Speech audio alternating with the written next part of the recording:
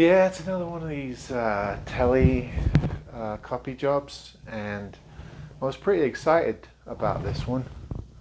If you can see the headstock there, I was pretty excited. I've been wanting to try one of these Donner electrics, and the reason why I was excited is because I've tried a number of their acoustics, their cheap $100, $120, $140 acoustics, and I have to say they're a bit ahead of the pack. I mean, the ones I've had were pretty well made, nice woods, good tone, reasonable parts. And it's not that this one isn't.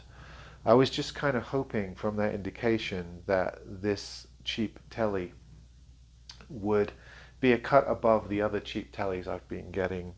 But I have to report it's pretty much the same. I mean, it's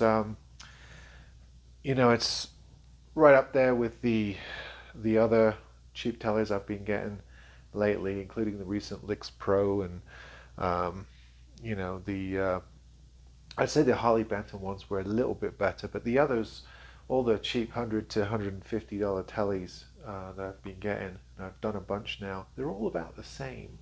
And that's not too surprising because probably some of them are made in the same or similar factories. Now, the good thing about this is it's also a very credible model.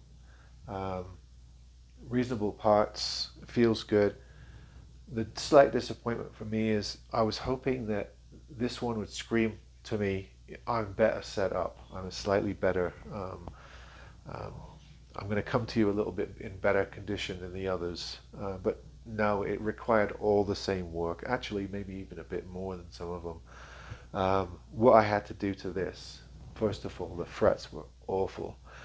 Really protruding, and the fretboard was really dried out. So it's possible that the fretboard just shrunk. It's probable the fretboard shrunk and the frets protruded. I've sorted that out. It took me half an hour of grinding to get the frets level and nicely beveled.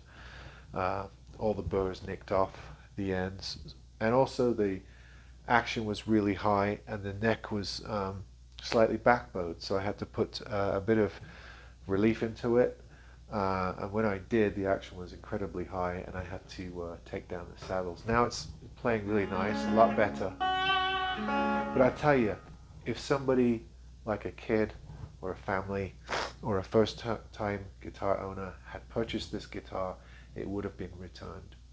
The work that I did to it was not, standard setup. It was a little bit more involved. Um, you get people that will do a truss rod correction, others won't.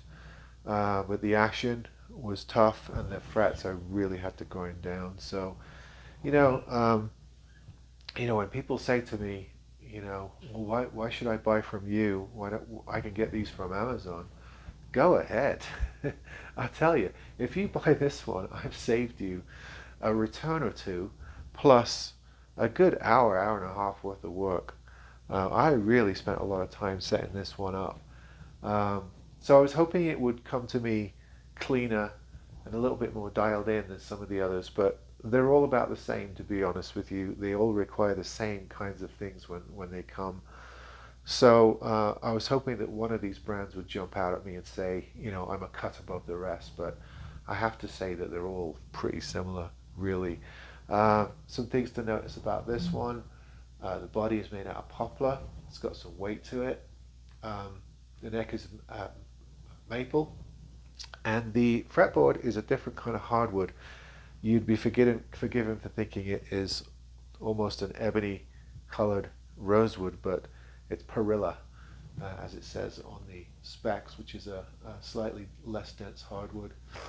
The tuners are pretty much the standard tuners that come on everything, so are the string trees, and those are two of the things that get people switch out right away. The pickups aren't bad on these. I would say that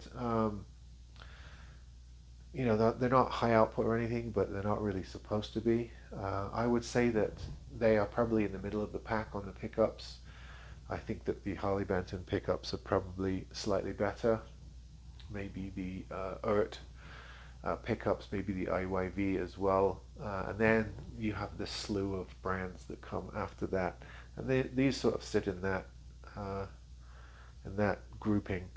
But not much to complain about other than having to do tons of setup. I've never had a white Tele before. It's got a slightly mint green pick guard, so they don't quite match. There's a little bit of offsetting of color there, but it is nice if you like, a white guitar. There's the back. It does have the string through, so it's a little bit better than the Licks Pro in that regard, which was a saddle mount string setup. I think the nut might be bone. It's very dense plastic if it's plastic. So, the parts on these aren't bad. The neck is fairly shallow, like a shallow C neck profile, not a D neck, which is a bit different than some of the others I've had too. So it's probably more common to a modern Tele specs than, say, the 50s with the fatter necks. But other than that, everything is to be expected. The stand-up setup, the standard setup, I should say, the slanted bridge, the lipstick pickup, the neck. Yeah, everything else is fairly bog standard, really. The pearloid fret markers. And it comes, one step up they have of this one, it comes with a nice padded bag, which a lot of them don't do. So that's a good thing, and a few accessories as well. And the model number of this is the DTC100W Tele style, T-style guitar. They're not allowed to use the word Telecaster, are they? Trying to see what it says on the neck there. Standard series. I thought it may tell us where it's made. Standard series, probably China, maybe Indonesia. Designed in Tennessee. So Donner is an American company, but they're not made in the US. But anyway, interesting addition to our Tele comparison videos that we've been doing over the last 3 or 4 years. About the same, really. About on par with a lot of the other ones. It's a lot heavier than the Licks Pro I had a couple of videos back, because that was Paulownia and this is poplar. So denser wood, but reasonable, very nice finish. Nice parts. Could be upgraded, could be a great mod project. I've heard great things about these Donners. I'd say it meets with those reports, except on this particular one, the setup was kind of horrendous. Other than that, it's dialed in and ready to go. All right, folks. See you on the next one.